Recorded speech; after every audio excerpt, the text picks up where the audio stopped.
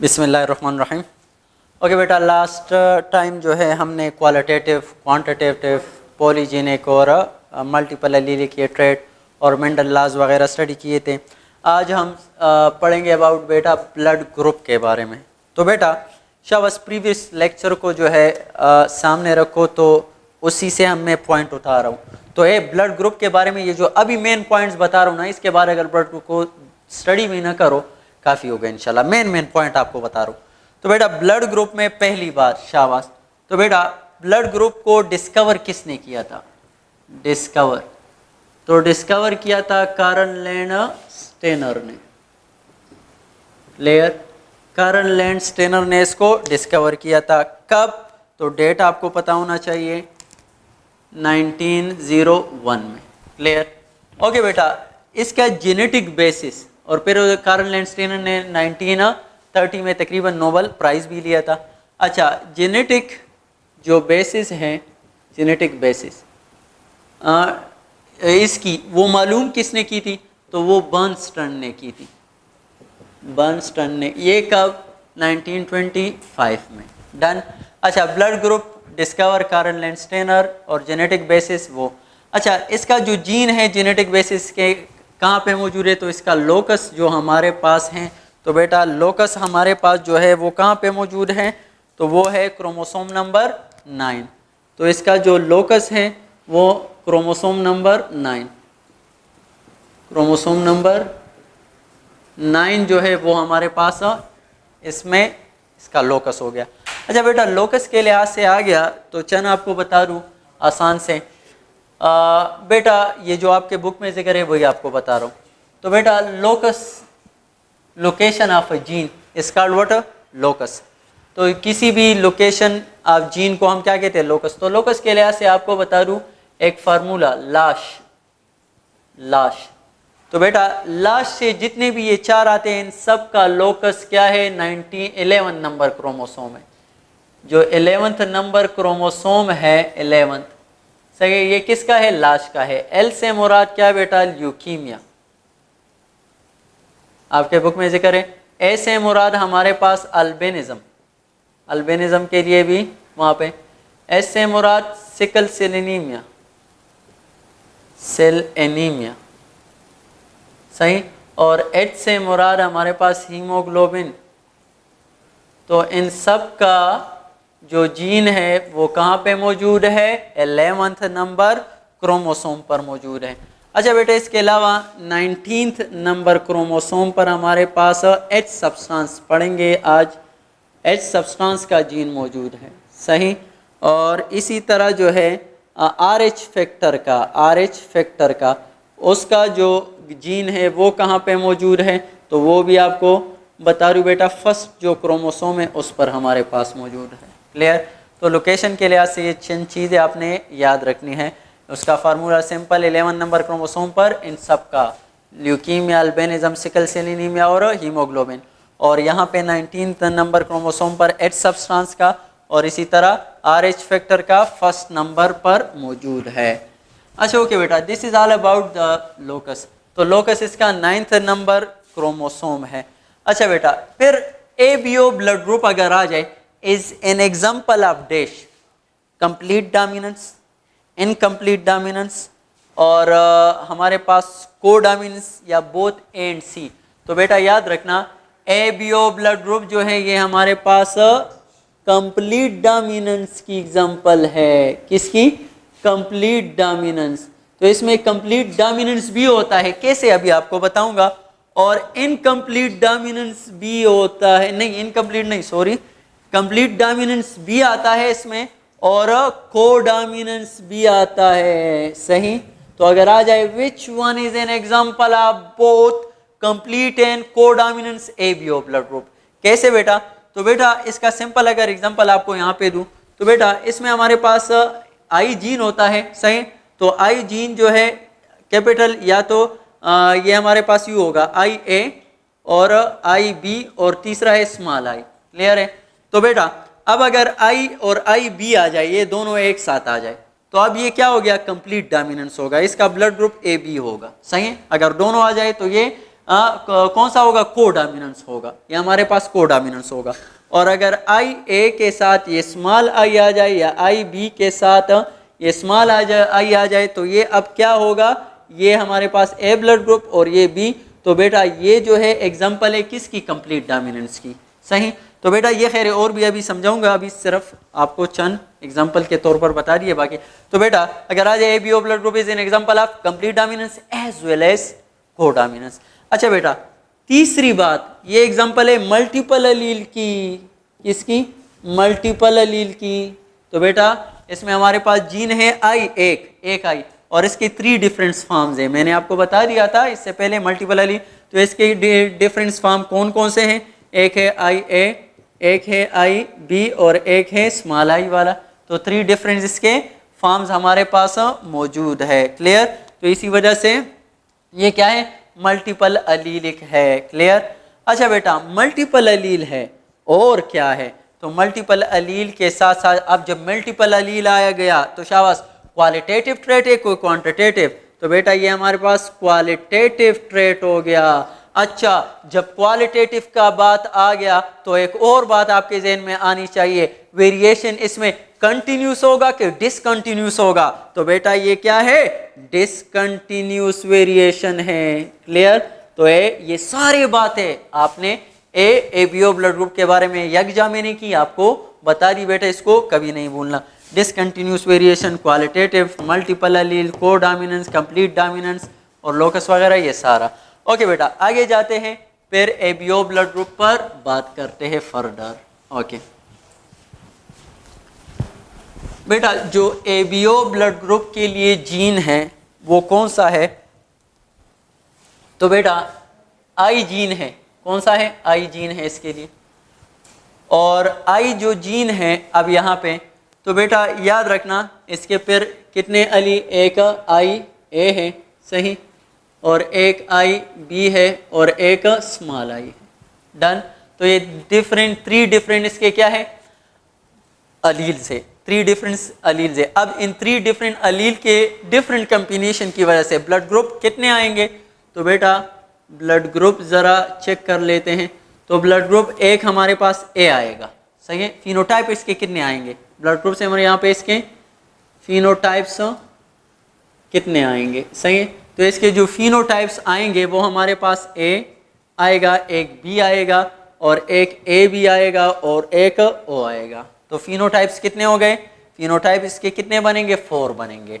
अच्छा बेटा अब इस हर एक फिनोटाइप के जीनोटाइप कितने हैं तो वो अब जिक्र कर लेते हैं। तो बेटा ए जो है इसके जीनोटाइप कितने बनेंगे और ए बी के जीनोटाइप कितने होंगे और उसके, तो बेटा ए जो हमारे पास ब्लड ग्रुप होगा तो हमारे पास इसके 2 जीनोटाइप बन सकते हैं, आई ए और आई ए, यहाँ पे ये भी हो सकता है। और दूसरा जो जीनोटाइप बन सकता है इसमें हमारे पास वो क्या हो सकता है, आई ए और स्मॉल आई। तो इसके लिए 2 जीनोटाइप बन सकते हैं। तो ए ब्लड ग्रुप अगर आ जाए तो it is homozygous, heterozygous, both are none. तो बेटा ये हमारे पास होमोजाइगस भी हो सकता है, जीनोटाइप बता रहा हूं, और ये हेट्रोजाइगस भी हो सकता है, दोनों हो सकते हैं, होमोजाइगस भी हो सकता है और हेट्रोजाइगस भी, ये आपको बता चुका हूं।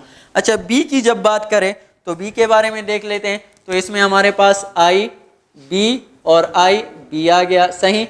और साथ में हमारे पास जो हेट्रोजाइगस कंडीशन है वो कौन सा, आई बी और स्मॉल आई। तो यहाँ पे भी इसके जीनोटाइप 2 आ गए, तो वो क्या है, होमोजाइगस बी है, शाबाश, और हेट्रोजाइगस जाइगस बी है। क्लियर। अच्छा बेटा फिर उसके बाद जो है लेट्स सपोज ए बी आ जाए, तो ए बी के लिए आप जीनोटाइप कितने आएंगे, तो आई ए और आई बी, एक ही जीनोटाइप है इसका। तो बेटा ये जो है क्या, A B is dash homozygous, heterozygous, both are none, क्या कहोगे, तो बेटा होमोजाइगस नहीं बल्कि ये क्या होगा, हेट्रोजाइगस होगा, सही। अच्छा बेटा इसी तरह ओ अगर आ जाए तो ओ हमारे पास क्या होगा, दोनों स्मॉल आई होंगे। तो अब ओ अगर आ जाए, ओ ब्लड ग्रुप अगर किसी का है तो वो क्या है, लेट्स सपोज ओ में हमारे पास ये क्या होगा, सिर्फ ओ की बात करूँ, पॉजिटिव नेगेटिव फिर और किस्सा है। तो बेटा ये क्या होगा, होमोजाइगस, हेट्रोजाइगस या बोथ। तो ये भी हमारे पास क्या है, हेट्रोजाइगस होगा। ये हेट्रोजाइगस होगा कि होमोजाइगस होगा, ये वाला। तो बेटा ये हमारे पास होमोजाइगस होगा, इसमें हेट्रोजाइगसिटी नहीं है। क्लियर। तो बेटा ये इसका जीनोटाइप भी बता रहा हूँ आपको, सही। तो ये क्या हो गए इसके जीनोटाइप। एमसीक्यूज हल करना आपके लिए अब आसान हो गया। क्लियर। ABO ब्लड ग्रुप का नेक्स्ट जो है ABO ब्लड ग्रुप में फिर फर्दर बात करते हैं। ओके आगे बेटा ABO ब्लड ग्रुप हमारे पास, इसके ब्लड किसको दे सकते हैं किसको नहीं। तो यहाँ पे एक और बेटा फिर क्लासिफिकेशन करवा लेता हूँ, एमसीक्यूज आसान हो जाते हैं। तो बेटा लेट सपोज ये है हमारे पास A ब्लड ग्रुप, सही। तो A ब्लड ग्रुप में एंटीजन कौन सा होगा, सही। इसमें एंटीजन कौन सा होगा, अच्छा बेटा। फिर इसमें एंटीबॉडी कौन सी होगी, एंटीबॉडीज। और डोनर इसके कौन कौन होंगे, किसको ये, किससे ये ले सकता है, डोनर्स। तो बेटा डोनर्स की बात होगी। अच्छा बेटा, तो बेटा जब आ जाए AB, सही। तो A ब्लड ग्रुप अगर आ जाए तो बेटा इसमें एंटीजन क्या होगा, A होगा। इसमें एंटीजन क्या होगा, A होगा। और एंटीबॉडी इसमें क्या होगी, तो B के खिलाफ होगी। और डोनर कौन से होंगे, तो बेटा अब आपको बता दूं यहाँ पे एक आसान सा फार्मूला। लेट सपोज ये हमारे पास एक RBC। तो अगर ये RBC है और इसके ऊपर जो एंटीजन है वो कौन सा है, A है, सही। तो इसमें ब्लड ग्रुप हमारे पास क्या होगा, A ब्लड ग्रुप होगा। पॉजिटिव नेगेटिव किस्सा बाद में बताऊंगा। तो क्या है, A ब्लड ग्रुप है। अब इसमें एंटीजन है A, लेकिन इसके ब्लड में हमारे पास एंटीबॉडीज मौजूद होंगे किसके खिलाफ, ये एंटीबॉडीज B के खिलाफ मौजूद होंगे, सही है, एंटीबॉडीज B के खिलाफ। तो अब अगर B ब्लड ग्रुप आप इसको दोगे, शाबाश, तो ये एक्सेप्ट करेगा नहीं, तो B तो निकल गया, B हम इसको नहीं दे सकते, सही। अच्छा फिर B नहीं दे सकेंगे, कौन दे सकेंगे, A दे सकेंगे। तो A को हम A ही दे सकते हैं। दूसरा कौन सा दे सकते हैं वो आपको बता देता हूँ, नीचे आते हैं वो बता देता हूँ। तो अभी तो फिलहाल A ही दे सकते हैं, दूसरा आपको अभी समझ नहीं आ रहा। ये क्या है, ब्लड ग्रुप। अच्छा बेटा इसी तरह अगर ब्लड ग्रुप है हमारे पास B, तो अगर B ब्लड ग्रुप है तो यहाँ पे हमारे पास एंटीजन क्या होगा, B होगा। और एंटीबॉडीज किसके खिलाफ होंगे, A के खिलाफ होंगे। तो एंटीजन B है और एंटीबॉडी A है, और ये ले सकता है किससे, B से। क्लियर, ले सकता है किससे, B से ले सकता है। और भी बताऊंगा कि और किससे ले सकता है। अच्छा बेटा फिर इसी तरह तीसरा जो है हमारे पास क्या है, वो है हमारे पास शाबाश AB।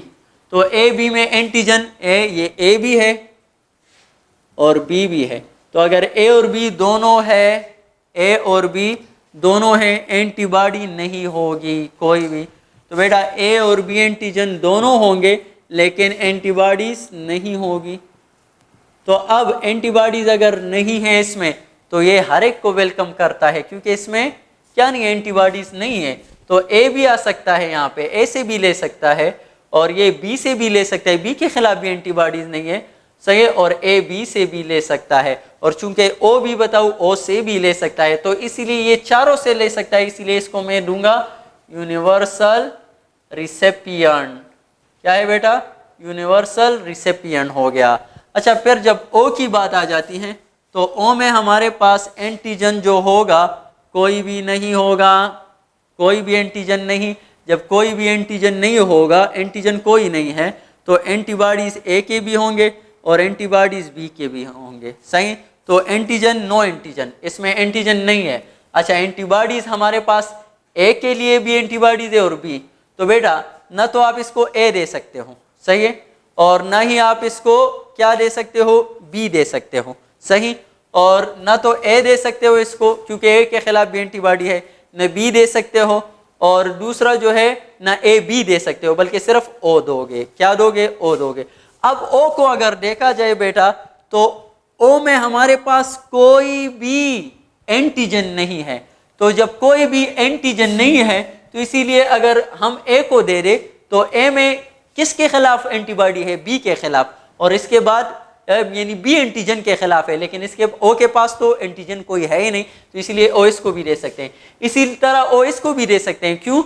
क्योंकि बी में हमारे पास ए के खिलाफ, ए एंटीजन के खिलाफ एंटीबॉडी मौजूद है, तो इसीलिए ये भी, इसके पास तो कोई एंटीजन है ही नहीं। और इसी तरह यहाँ पे तो अब ओ हमारे पास सबको, तो इसीलिए ओ को हम यूनिवर्सल डोनर कहेंगे। Clear? This is universal donor. तो this is all about what? ABO blood group. Next बेटा अभी हम बात करेंगे किसके ऊपर? फिर इसके एमसीक्यूज वो सारे डिस्कस करेंगे, इसमें जो मेन प्रॉब्लम्स हैं, लेकिन पहले इसको समझे फिर इसमें एमसीक्यूज डिस्कस करेंगे। ओके बेटा, दूसरा जो हमारे पास ब्लड ग्रुप है, तो बेटा ब्लड ग्रुप का आपको पता लग गया, एबीओ ब्लड ग्रुप का। शाबाश। इसमें मल्टीपल एलील और ये सारे फिनोटाइप इसके कितने, हर एक के बता दिए, और जीनोटाइप इसके कितने बनेंगे, तो वो सब कुछ आपको फिंगर टिप पर याद होना चाहिए। दूसरा बेटा RH blood group, RH blood group. तो आरएच ब्लड ग्रुप जब आ जाए तो बेटा इसके बारे में भी आपने याद रखना है क्या? तो बेटा आरएच ब्लड ग्रुप हमारे पास क्या है? शाबाश। फर्स्ट डिस्कवर्ड बाय, ये भी कार्ल लैंडस्टेनर ने किया था, किसमें? इन मंकी। कौन सी मंकी? रेहिसियस मंकी। तो इस वजह से इसको हम क्या कहते हैं? आरएच। आरएच रेहिसियस से निकला है। अच्छा बेटा कब किया था? तो ये 1925 में तकरीबन किया था। अच्छा बेटा इसके लिए लोकस कहाँ पे मौजूद है? तो आपको मैंने बता दिया। शाबाश।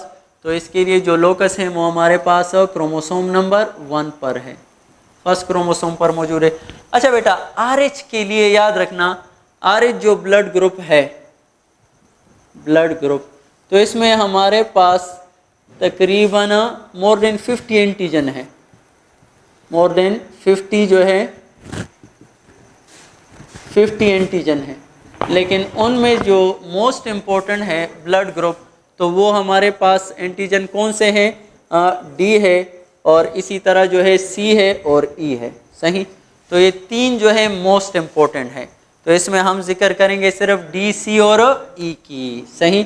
तो इसमें हमारे पास बहुत से है, लेकिन उनमें हम बात करेंगे सिर्फ 5 बहुत इम्पोर्टेंट एंटीजन हैं। और वो 5 एंटीजन जो है वो कौन कौन से हैं? तो बेटा एक है हमारे पास डी, और इसके लिए वो नहीं है, और इसी तरह कैपिटल सी, स्मॉल सी, और कैपिटल ई और स्मॉल ई। तो ये 5 डिफरेंट जो है हमारे पास एंटीजन हो जाते हैं आरएच ब्लड ग्रुप में। ये 5 मोस्ट इंपॉर्टेंट है। कैपिटल डी अगर है तो सही, नहीं तो वो हमारे पास नेगेटिव होगा, वो आपको बता देता हूँ कि कैसे, लेकिन आपके बुक में इसका जिक्र है, स्मॉल डी लिखा है। अच्छा बेटा तो ये 5 डिफरेंट एंटीजन किसके? इसके मोस्ट इंपॉर्टेंट है आरएच ब्लड ग्रुप के, बाकी 50 है तकरीबन टोटल। अच्छा बेटा अब इसमें याद रखना इसके लिए अलग जीन है। अब ये जो इन तीनों के लिए कितने जीन्स हैं, तो अगर आ जाए इन तीनों के लिए हमारे पास कितने जीन्स हैं, तो है इसके लिए अलग जीन, इसके लिए अलग जीन, ये तकरीबन 3 जीन्स है। आपने बुक ने जिक्र किया है 3 जीन्स, और ये 3 जो जीन्स हैं इसके लिए जो जीन है वो है RH-D।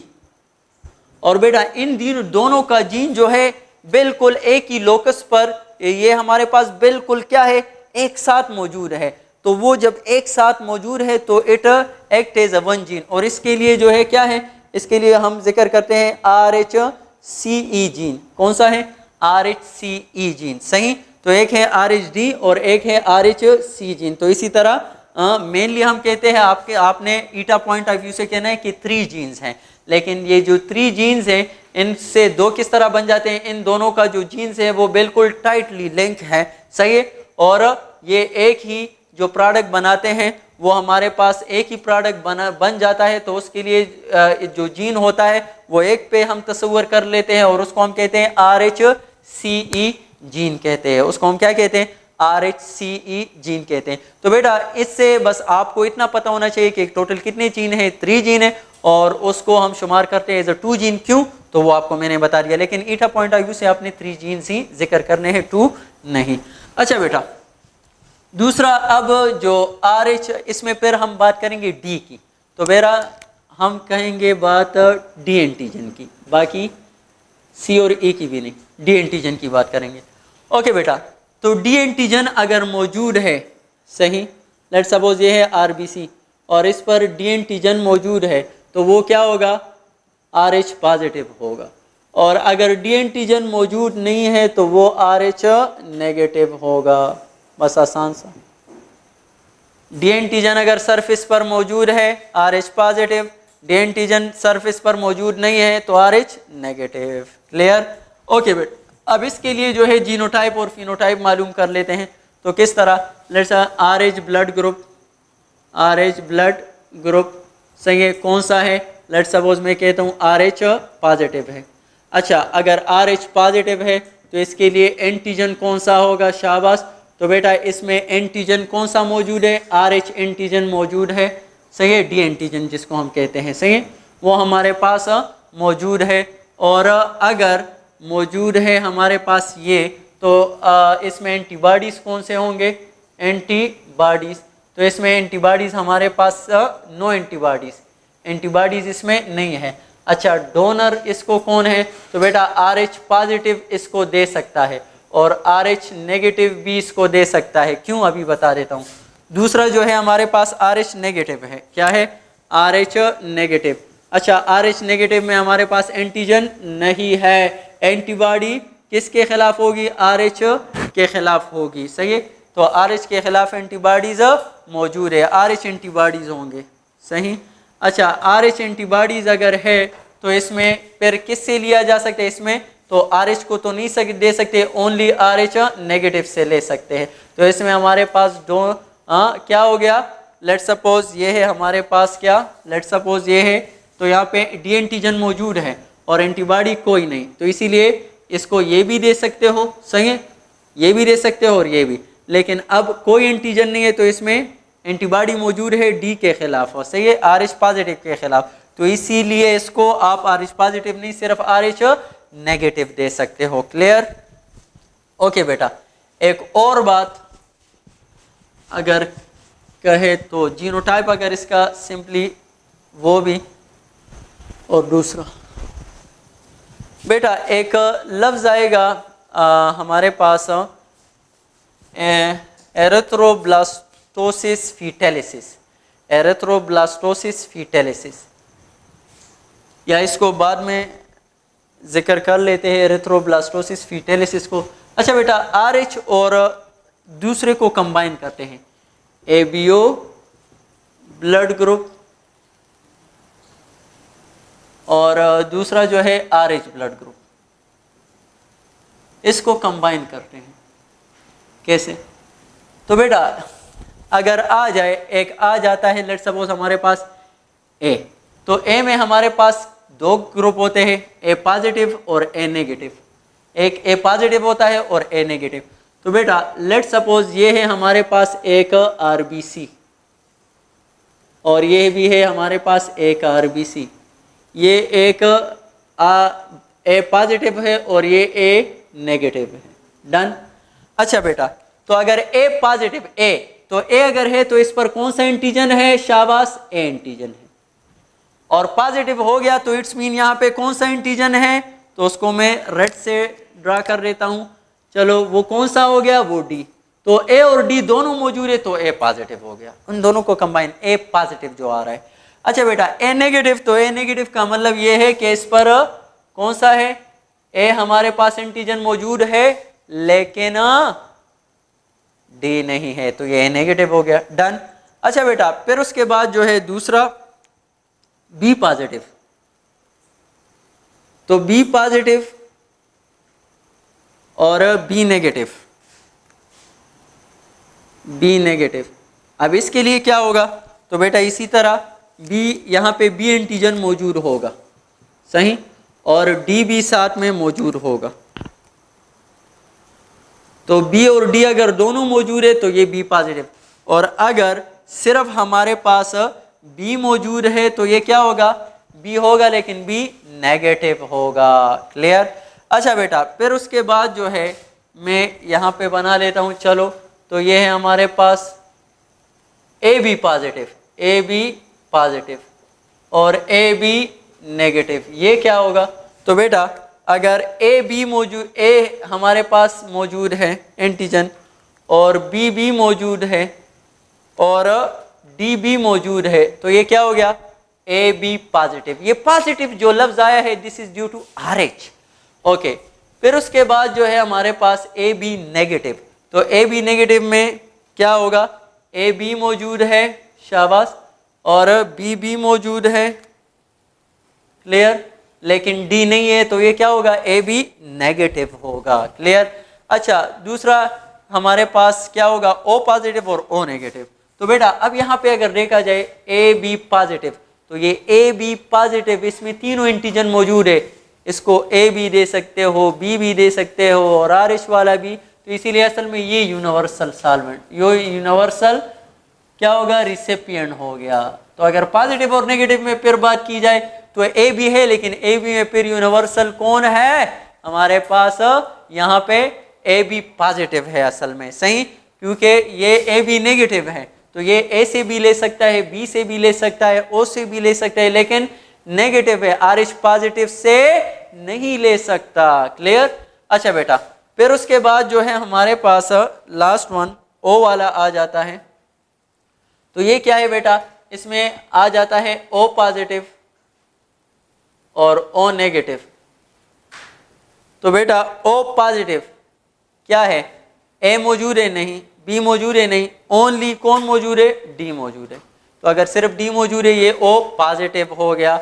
और बेटा ओ नेगेटिव में न ए है, न बी है, न डी है, कोई भी नहीं है, तो ये क्या हो गया? O negative. तो इसमें कोई भी हमारे पास एंटीजन नहीं है, तो इसीलिए जब कोई भी एंटीजन नहीं है इन सबको हम ये दे सकते हैं, और ये क्या होगा? यूनिवर्सल रिसिपिएंट हुआ।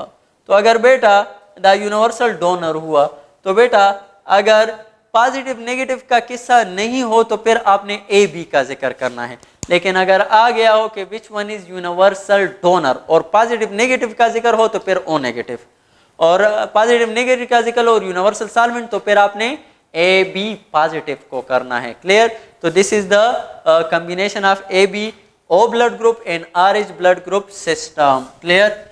ओके बेटा, फिर नेक्स्ट जो है एक चीज पढ़ लेते हैं, डेट इज एरिथ्रोब्लास्टोसिस फीटैलिसिस। एरिथ्रोब्लास्टोसिस फीटैलिसिस। अच्छा बेटा, एरिथ्रोब्लास्टोसिस फीटैलिसिस ये क्या होता है? लेट्स सपोज ये है एक मदर, सही, ये है एक मदर, और मदर का जो ब्लड ग्रुप है वो आर एच नेगेटिव है। मदर का जो ब्लड ग्रुप है वो क्या है? आर एच नेगेटिव है। ये मदर की क्या है? बॉडी है, लेट्स सपोज, और मदर का आर एच ग्रुप क्या है? आर एच नेगेटिव है। और इसमें जो बच्चा है, इसका बेबी है, let's suppose this is what his a baby, her baby, okay. तो जो इसका बेबी है उसका ब्लड ग्रुप क्या हो गया? आर एच पॉजिटिव है, सही। तो अब अगर ये आर एच पॉजिटिव है तो अब क्या हो जाता है? मदर का blood group R H negative और बेबी का blood group are H positive है, तो अब क्या होता है? डिलीवरी के दौरान ये क्या होता है? ये क्यों आया है बेटा? तो ये जब मेल, लेट सपोज अगर फीमेल, ये कब होता है? तो फीमेल और मेल, तो बेटा लेट सपोज एक फीमेल है, वो है R H negative, female R H negative, और उसने शादी की है किसके साथ? एक ऐसे मेल के साथ जो कि आर एच पॉजिटिव है। तो बेटा आर एच नेगेटिव फीमेल ने आर एच पॉजिटिव मेल के साथ शादी की, और आर एच पॉजिटिव हमारे पास डोमिनेंट है, तो इसका जो बच्चा होगा वो क्या होगा? आर एच पॉजिटिव होगा। क्या होगा? आर एच पॉजिटिव होगा। तो इस कंडीशन में हमारे पास एरिथ्रोब्लास्टोसिस फीटैलिसिस आएगा, जब फीमेल आर एच नेगेटिव हो और मेल जो है, जो फादर है इसका, वो आर एच पॉजिटिव हो। तो इसका जो बच्चा होगा उसका ब्लड ग्रुप क्या होगा? बाप से। तो ये जो आर एच पॉजिटिव जीन आया है, या आप ऐसे भी MCQs, during erythroblastosis fetalis condition the baby receive the R H positive gene from father mother both are none. तो कहां से लेता है? फादर से हासिल करता है, तो ये फादर से। अब डिलीवरी के दौरान बेटा तो डिलीवरी के दौरान जब ये बच्चा पैदा होता है, सही, तो बेटा उस वक्त क्या होता है, बच्चा जब पैदा हो गया तो बच्चे का कुछ ब्लड जो है वो हमारे पास एंटर हो जाता है। बच्चे का जो ब्लड था वो हमारे पास एंटर हो गया किस में, माँ के सर्कुलेशन में। कुछ ब्लड जो है माँ के सर्कुलेशन में एंटर हो गया और ये कौन सा है, पॉजिटिव है। कौन सा है, पॉजिटिव है। अब जब माँ के सर्कुलेशन में ये बेबी तो पैदा हो गया, पहला जो फर्स्ट बेबी होगा वो नॉर्मल होगा, सही है। लेकिन अब जब फर्स्ट डिलीवरी के बाद इसका बेबी का ब्लड माँ के ब्लड में एंटर हो गया यहाँ पे, तो क्योंकि वहाँ पे कंट्रैक्शन होता है तो अक्सर एंटर हो जाता है। तो जब एंटर हो गया तो अब ये माँ जो है अब इसका नेगेटिव है, सही है। तो ये इसके खिलाफ क्या करेगी, एंटीबॉडीज पैदा करेगी। क्या पैदा करेगी, एंटीबॉडीज पैदा करेगी। तो बेटा अब इसके खिलाफ RH एंटीबॉडीज पैदा हो गए। कौन से, RH एंटीबॉडीज। तो RH एंटीबॉडीज पैदा हो गए। अब अगर दोबारा दूसरा बेबी आएगा, दूसरा बेबी, सही है, सेकंड टाइम, तो अगर सेकंड टाइम फिर आ गया तो इसका तो पॉजिटिव है, इसका क्या है, पॉजिटिव है। और इस पॉजिटिव के खिलाफ एंटीबॉडीज आए हुए हैं। क्या आए हुए हैं, ऑलरेडी एंटीबॉडीज। तो ये इसको, इसकी डेवलपमेंट नहीं होने देंगे, इसको खराब कर देंगे। और the condition is called what, erythroblastosis fetalis. This condition is called what, erythroblastosis fetalis. Clear. तो बेटा ये तो था एरिथ्रो के जब सेकंड टाइम प्रेगनेंसी में मदर इम्यून जो है वो क्या करे, इसको रिजेक्ट करे, इसके खिलाफ रिस्पांस शो करे। तो बेटा this is called what, erythroblastosis fetalis. तो एरिथ्रोब्लास्टोसिस फीटैलिसिस में आपको पता लग गया कि इसमें केस क्या होता है, मदर और फादर, और यहाँ पे बेबी और मदर में हमारे पास ये इंटरनल केस क्या होता है वो आपको पता लग गया। अच्छा, इसके लिए ट्रीटमेंट क्या है, तो ट्रीटमेंट चलो आपको बता देता हूँ। ट्रीटमेंट, तो ट्रीटमेंट के लिए आपने याद रखना है, इसमें जब फर्स्ट डिलीवरी हो जाती है, तो जो ही फर्स्ट डिलीवरी हो जाती है, आफ्टर फर्स्ट डिलीवरी, इसको हाँ मदर को हम देते हैं क्या, एंटी-RH एंटीबॉडीज। क्या देते हैं, एंटी-RH एंटीबॉडीज दे देते हैं। तो एंटी-RH एंटीबॉडीज जो दे देते हैं, लेट सपोज फर्स्ट डिलीवरी हो गई, लेट सपोज यहाँ पे फर्स्ट डिलीवरी हो गई। क्लियर। तो फर्स्ट डिलीवरी अगर हो गई, ये हमारे पास क्या था, ये नेगेटिव ब्लड ग्रुप था इसका, और ब्लड इंटर हो गया, ब्लड इंटर हो गया, फर्स्ट डिलीवरी हो गई। क्लियर। तो बेटा ये जो फर्स्ट डिलीवरी हो जाती हैं तो उस वक्त एंटी-RH एंटीबॉडीज हम इंसर्ट कर देते हैं।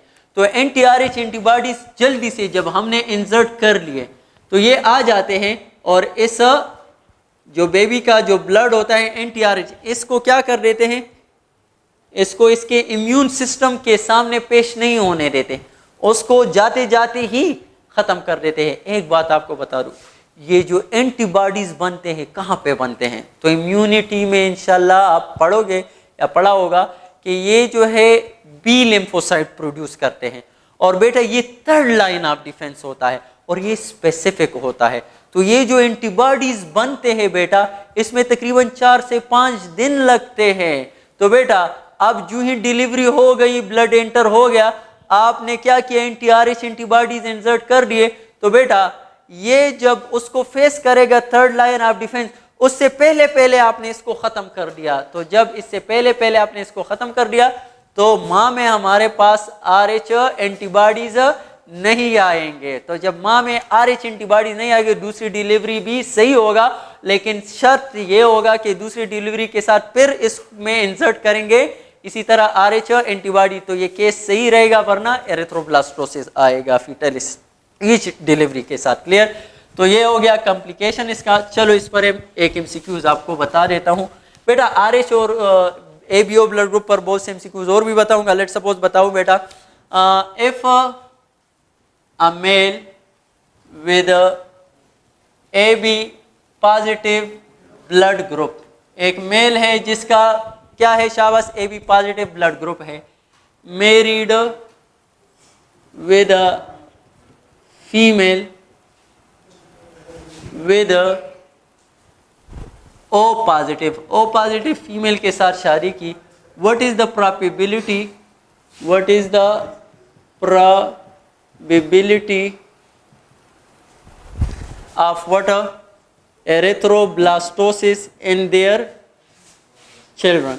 अच्छा, चिल्ड्रन में क्या होगी इसके एरिथ्रोब्लास्टोसिस फीटेलिसिस की, जो क्या है एरिथ्रोब्लास्टोसिस फीटेलिसिस के वो प्रोबेबिलिटी क्या होगी? ए 10%, बी 50%, सी 100% और डी 0%।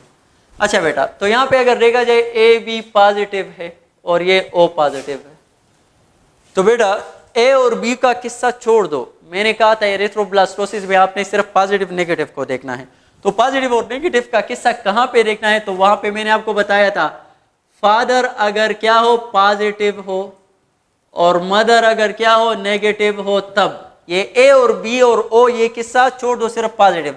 तो अब यहाँ पे दोनों क्या है? पॉजिटिव है, दोनों पॉजिटिव, तो इसलिए एरिथ्रोब्लास्टोसिस फीटेलिसिस के चांसेस 0 हो गए। समझ आ रही है? तो ये सिर्फ आपको ये माइंड में बिठाना था कि जब भी इस तरह कुछ आ जाए तो एरिथ्रोब्लास्टोसिस फीटेलिसिस के लिए आपने ए और बी को इग्नोर करना है। यहाँ पे आपने ए बी को इग्नोर करना है, सिर्फ पॉजिटिव और नेगेटिव। लेकिन पॉजिटिव और नेगेटिव किस में देखना है? पॉजिटिव हमारे पास किस में होगा? फादर में होगा।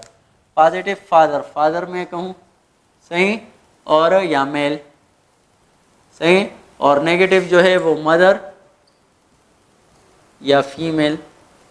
तो अगर ये केस हो तो एरिथ्रोब्लास्टोसिस फीटेलिसिस आएगा, वगरना नहीं। Clear? So this is all about what erythroblastosis fetalis. Clear? Okay बेटा, एक और चीज पढ़ लेते हैं, दैट इज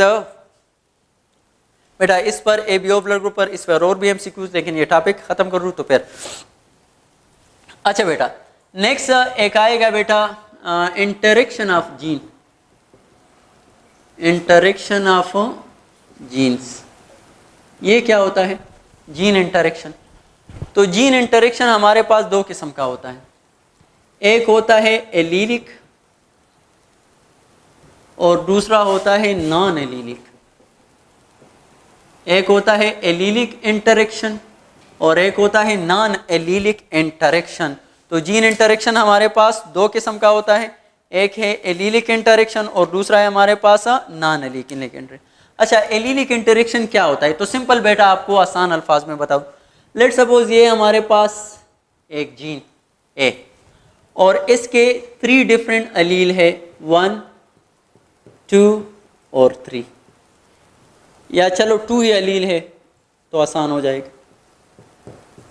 अच्छा बेटा, और इसका लोकस क्या होगा? सेम लोकस, लोकस तो सेम है ना, इसका अलील एक ही है। अच्छा बेटा, तो अब एक ही जीन के 2 अलील से, एक ही जीन के 2 अलील है और लोकस भी इसका क्या है? सेम है। तो बेटा इनके दरमियान जो इंटरेक्शन होगा, इनके दरमियान में जो इंटरेक्शन होगा उसको हम क्या कहेंगे? एलीलिक इंटरेक्शन कहेंगे। क्या कहेंगे? एलीलिक। फॉर एग्जाम्पल कैसे? तो इसकी एग्जाम्पल सिंपल आपको बता दूं, हाइट के लिए जीन है, किसके लिए? हाइट के लिए जीन है, इसके लिए 2 अलील है, एक कैपिटल टी वाला, एक कैपिटल टी है और एक स्मॉल टी है। अब क्या होगा? इनके दरमियान जब इंटरेक्शन होगा तो इसमें एक डोमिनेंट आएगा और एक रिसेसिव आएगा। तो ये डोमिनेंट जो है ये क्या कर देता है? रिसेसिव को सप्रेस कर लेता है। तो अब डोमिनेंट ने रिसेसिव को सप्रेस किया है, तो this interaction between the what Aleel of the same gene is called what? Allelic interaction. और इसमें ये डोमिनेंट और रिसेसिव का किस्सा आ जाता है। तो इसमें ये डोमिनेंट हो जाते हैं और ये रिसेसिव आ जाते हैं, क्योंकि यहाँ पे जो हमारे पास इफेक्ट जो होगा वो किसका होगा? वो डोमिनेंट को होगा। तो डोमिनेंट ने इफेक्ट काज की है किस पर? डोमिनेंट के इफेक्ट ने रिसेसिव को क्या किया है? सप्रेस किया है। और such type of interaction is called what? Allelic interaction. Clear हो गया? अच्छा बेटा, अगर इसकी समझ आ गई है तो आगे जाते हैं। दूसरा बेटा, let's suppose non allelic interaction. सही, तो नॉन एलीलिक इंटरेक्शन में, नॉन एलीलिक इंटरेक्शन में हमारे पास क्या होता है? तो नॉन एलीलिक इंटरेक्शन में लेट्स सपोज ये है ए जीन, ये है बी जीन। लेट्स सपोज ये है ए जीन और दूसरा है बी जीन। तो ए जीन के हमारे पास क्या है? लेट्स सपोज 2 डिफरेंट अलील है, क्या लेट्स सपोज 1 और 2। और इसी तरह इसके भी 2 डिफरेंट अलील है, 1 और 2, लेट सपोज ये अलील है। अब इंटरेक्शन जब इन 2 डिफरेंट जीन्स के अलील के दरमियान होगा तो उसको हम कहेंगे नॉन अलीलिक इंटरेक्शन। क्या कहेंगे? Non allelic interaction. और यहाँ पे लोकस क्या होगा? लोकस इन दोनों जीन का डिफरेंट होगा। यहाँ पे इन लोकस इन दोनों जीन्स का क्या होगा? डिफरेंट होगा। क्लियर? ओके बेटा, तो नॉन अलीलिक इंटरेक्शन में यहाँ पे हमारे पास क्या हो गया? ए और बी। क्लियर? अच्छा बेटा, तो बेटा ये ए और बी के लिहाज से आपको बता दिया। लेट सपोज 2 डिफरेंट जीन है, उसके डिफरेंट अलील है, इसके और इसके, तो इनके दरमियान जो इंटरेक्शन होगा वो क्या होगा? नॉन अलीलिक इंटरेक्शन होगा। ओके बेटा, अब नॉन अलीलिक इंटरेक्शन की एग्जांपल मैं आपको दे देता हूं। तो बेटा नॉन अलीलिक इंटरेक्शन की एग्जांपल हम पढ़ेंगे एपिस्टेसिस। क्या? तो इसकी एक एग्जांपल पढ़ते हैं, एपिस्टेसिस। Epistasis, epistasis. ओके बेटा, एपिस्टेसिस में क्या होता है?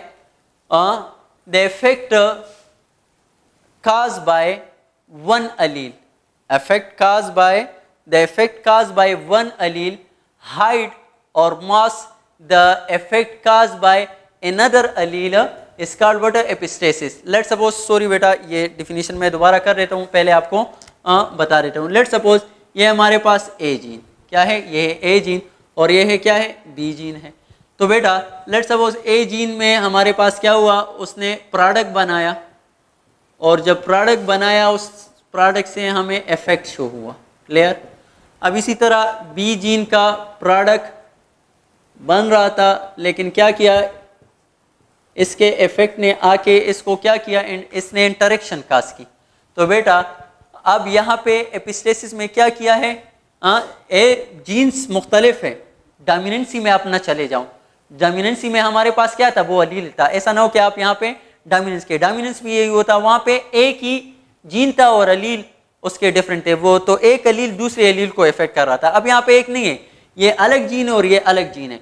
तो इसका जो प्रोडक्ट या इफेक्ट है, ये इस दूसरे के इफेक्ट को क्या कर देता है?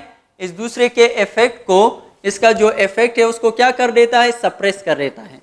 तो इसका जो प्रोडक्ट बन रहा होता है उसको बनने नहीं देता। तो इस टाइप ऑफ इंटरेक्शन को हम कहेंगे एपिस्टेसिस, जिसमें से एक जीन का इफेक्ट जो है दूसरे जीन के इफेक्ट को क्या करे? हाइड करे या मास्क क्या करे? हाइड करे या सप्रेस करे। तो उसको हम क्या कहेंगे? एपिस्टेसिस कहेंगे। लेकिन मैंने क्या कहा? इसमें जीन्स और लोकस क्या होंगे? डिफरेंट होंगे। दोबारा से बेटा, एक जीन है उसका प्रोडक्ट है, उसका इफेक्ट, सही है बेटा, दूसरे जीन उसका प्रोडक्ट और इफेक्ट। लेकिन जब ये जीन बन रहा था, ये जीन जब एक्सप्रेस हो रहा था, तो इसका जो प्रोडक्ट बना और फिर इसका जो इफेक्ट शो हुआ, या इसके प्रोडक्ट ने क्या किया? इसके जो प्रोडक्ट था, सिंपल, चलो इफेक्ट से अगर आप कंफ्यूज होते हैं, तो इसके प्रोडक्ट ने क्या किया? इसके इफेक्ट को शो होने से आपके पास क्या किया? रोका। तो अब सच टाइप ऑफ इंटरेक्शन को हम क्या कहेंगे? नॉन एलिलिक इंटरेक्शन को हम क्या कहेंगे? एपिस्टेसिस कहेंगे। सही? अच्छा बेटा, तो अब यहाँ पे इस ए जीन ने बी जीन के जो प्रोडक्ट था उसको क्या किया है? सप्रेस किया है। तो अब जिसने सप्रेस किया है इसको हम कहेंगे एपिस्टेटिक जीन। एपिस्टेटिक जीन जिसने क्या किया है? सप्रेस किया है। और जो खुद सप्रेस हुआ है, ये सप्रेस हो गया, तो इसको हम कहेंगे हाइपोस्टेटिक जीन। इसको हम हाइपोस्टेटिक जीन कहेंगे। क्लियर? तो ये एपिस्टेटिक जीन हाइपोस्टेटिक जीन के इफेक्ट को क्या करे? जब सप्रेस करे, तो such type of non allelic interaction is called epistasis. उसको हम क्या कहेंगे? एपिस्टेसिस। अच्छा बेटा, फिर एपिस्टेसिस की एग्जांपल अगर मैं दूं, तो एपिस्टेसिस की एग्जांपल क्या है? एपिस्टेसिस, तो बेटा एपिस्टेसिस की एग्जांपल है हमारे पास क्या? बॉम्बे फिनोटाइप। बॉम्बे फिनोटाइप। अच्छा, ये Bombay phenotype is an example of epistasis. What is this Bombay phenotype? तो बॉम्बे फिनोटाइप क्या होता है? ये हमारे पास जीनोटिपिकली अगर क्या हो, जीनोटिपिकली ये हमारे पास ए बी या ए बी होता है, बट फिनोटिपिकली जो होता है हमारे पास, फिनोटिपिकली ये हमारे पास क्या होता है? ओ होता है। तो उसको हम क्या कहेंगे, बम्बे फिनोटाइप कहेंगे। तो बम्बे फिनोटाइप्स आर जीनोटिपिकली, जो इसका ब्लड ग्रुप होता है ए बी या ए बी होगा, जबकि फिनोटिपिकली इसका ब्लड ग्रुप क्या होगा, ओ होगा, तो इसको हम क्या कहेंगे, बम्बे फिनोटाइप कहेंगे। क्लियर। अच्छा बेटा, इसकी जनरल आपको एग्जांपल लूँ तो बेटा epistasis is an example of non allelic interaction और Bombay phenotype is an example of what, epistasis. अच्छा बेटा, इसमें क्या होता है, तो बेटा एबीओ ब्लड ग्रुप के लिए एबीओ ब्लड ग्रुप है हमारे पास, ये सही। तो इसमें कौन से एंटीजन होते हैं, एंटीजन होता है, और कौन सा होता है दूसरा हमारे पास, मैंने कहा ए बी और बी एंटीजन होता है, ए और बी, लेट सपोज ये। अच्छा, लेकिन फिनोटिपिकली वो ओ होगा। ये कैसे होता है, तो बेटा इसमें हमारे पास याद रखना, लेट सपोज ये है हमारे पास आरबीसी, ये हमारे पास आरबीसी, तो ये जो ए बनता है, बी बनता है, ए बी बनता है, ये कैसे, तो बेटा इसके लिए एक और जीन भी रिस्पॉन्सिबल होता है, एच सब्सटेंसेस। तो बेटा एच सब्सटेंसेस हमारे पास क्या है, ये एक क्या है हमारे पास, जीन है एच सब्सटेंसेस, और ये जीन जो है हमारे पास कहाँ पे मौजूद है, मैंने आपको बताया दिया था 19 नंबर क्रोमोसोम पर मौजूद है। क्या है, तो एच सब्सटेंसेस जो है ये कब, ये क्या करता है, तो याद रखना बेटा, यहाँ पे आरबीसी पे हमारे पास एच सब्सटेंस आके अटैच हो जाता है। क्या, ये एच सब्सटेंस हो गया। तो जब एच सब्सटेंस आके अटैच हो जाता है तो फिर क्या होता है, ए लेट सपोज अगर किसी का ब्लड ग्रुप ए है तो ए यहाँ पे आके अटैच, ये अटैचमेंट के लिए एच सब्सटेंस का होना जरूरी है। A blood group, ABO blood group में जो ए है, बी है और ए बी, ये जो एंटीजन है, इसके अटैचमेंट के लिए यहाँ पे जनरली आपको बता दूं, इसके लिए एच सब्सटेंस का होना जरूरी है। तो बेटा ये जो है ए आके यहाँ पे अटैच हो जाता है, और इसी तरह अगर बी होगा, सही, तो उसके लिए भी एच सब्सटेंस का होना जरूरी है। तो एच सब्सटेंस यहाँ पे होगा और यहाँ पे अटैचमेंट के लिए क्या होगा, बी हमारे पास मौजूद होगा। और इसी तरह लेट सपोज एक और है, लेट सपोज ये एच सब्सटेंस मौजूद है और ए बी है, तो ए और बी, लेट सपोज। अब ये एच सब्सटेंस हमारे पास क्या है, डोमिनेंट है। ये क्या है, ये डोमिनेंट ट्रेट है, डोमिनेंट ट्रेट है। तो अब अगर ये डोमिनेंट ट्रेट है तो बेटा अगर कैपिटल एच हमारे पास होगा तो एच सब्सटेंस बनेगा, और लेट सपोज अगर कैपिटल एच स्मॉल एच होगा तब भी एंटीजन हमारे पास एच सब्सटेंस बनेगा। लेकिन अगर स्मॉल एच केस आ गया तो फिर हमारे पास यहाँ पे क्या नहीं होगा, एच सब्सटेंस नहीं होगा। अब जब एच सब्सटेंस नहीं है, लेट सपोज अगर एच सब्सटेंस नहीं है तो ए कहाँ पे अटैच होगा, नहीं अटैच हो सकता। तो अब अगर एच सब्सटेंस नहीं है, बी कहाँ पे अटैच होगा, नहीं हो सकता। अगर एच सब्सटेंस नहीं है इस कंडीशन में, ये कंडीशन नहीं, इन दोनों में तो एच सब्सटेंस मौजूद होगा, लेकिन इस कंडीशन में हमारे पास एच सब्सटेंस नहीं होगा, तो अब यहाँ पे इसके लिए एंटीजन ए क्या होगा, अटैचमेंट नहीं होगा। बाकी जीनोटिपिकली इसमें ए है, ए जीन है, लेकिन ए एंटीजन यहाँ पे अटैच नहीं होगा। तो अब ये जीनोटिपिकली तो ए है लेकिन फिनोटिपिकली ओ हो गया। ये भी यहाँ पे लेट सपोज बी वाला, तो बी तो जीनोटिपिकली भी होगा लेकिन अटैचमेंट नहीं हो रही, तो यहाँ पे इसके ऊपर कोई भी एंटीजन नहीं आ रहा, तो इसलिए फिनोटिपिकली ये क्या होगा, ओ होगा। इसी तरह तीसरा जो है, ए और बी दोनों एंटीजन जीनोटिपिकली मौजूद है लेकिन अटैच नहीं हो रहे यहाँ पे, फॉर एग्जाम्पल, तो इसमें क्या होगा, जीनोटिपिकली तो ये ए और बी है, इसका जीन मौजूद है, लेकिन फिनोटिपिकली क्या होगा, ओ होगा। तो आपको मैंने बता दिया कि जब भी बम्बे फिनोटाइप में क्या होता है, ये जीनोटिपिकली हमारे पास ए बी या ए बी, लेकिन फिनोटिपिकली ये सारे क्या होंगे, ओ होंगे। तो उस कंडीशन को हम कहेंगे क्या, बम्बे फिनोटाइप। उसको हम क्या कहेंगे, बम्बे फिनोटाइप। और ये कब होगा, जब स्मॉल एच ये कंडीशन होगा, तो इस हालत में फिर हमारे पास क्या होगा, बम्बे फिनोटाइप आएगा। अच्छा बेटा, तो बम्बे फिनोटाइप जो है, अब अगर मैं कहूँ ये तकरीबन बम्बे में सबसे पहले, तो बम्बे में इसकी रेशो तकरीबन हमारे पास 0.1% थी। कितनी थी, 0.1%। जबकि हमारे पास जो उसमें था ओवरऑल पॉपुलेशन में, तो ओवरऑल पॉपुलेशन में हमारे पास ये तकरीबन 0.0004% है। क्लियर? तो ये हमारे पास 0.4% और ये आई थिंक बेटा अगर ये फिर करेक्ट कर ले यहाँ पे 0.01%। क्लियर? तो बम्बे में इसकी रेशो हमारे पास 0.01% और ओवरऑल पॉपुलेशन में ये कितना होता है 0.004% होता है, जो कि तकरीबन ईच पॉपुलेशन में इसका रेशो ये है। और बम्बे में स्पेशली जो आपके मुंबई है वहाँ पे 0.01% बम्बे फिनोटाइप मौजूद होता है। तो this is all about the non allelic interaction. Clear बेटा? फिर इसमें एमसीक्यूज आ जाते हैं तो वो सारे हल करेंगे, लेकिन लेट सपोज अब बम्बे फिनोटाइप क्या होगा। लेट सपोज मैं अब कंडीशन लिख देता हूँ, इसमें कौन सा बम्बे फिनोटाइप होगा। लेट सपोज IA IB ये है और इसके साथ कैपिटल H ये बम्बे फिनोटाइप होगा? नहीं, ये बम्बे फिनोटाइप नहीं होगा। चलो अगर लिख दूं IA IB और कैपिटल H स्मॉल h, ये बम्बे फिनोटाइप होगा? नहीं, ये भी बम्बे फिनोटाइप नहीं होगा। अच्छा तीसरा लिखूं शाबाश I, अब ये कंडीशन बस आपने याद रखने हैं,